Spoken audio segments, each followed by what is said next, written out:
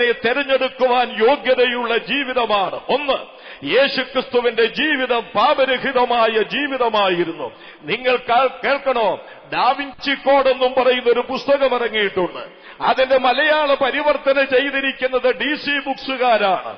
എനിക്കും ആ പുസ്തകം വാങ്ങാൻ അവസരം കിട്ടി.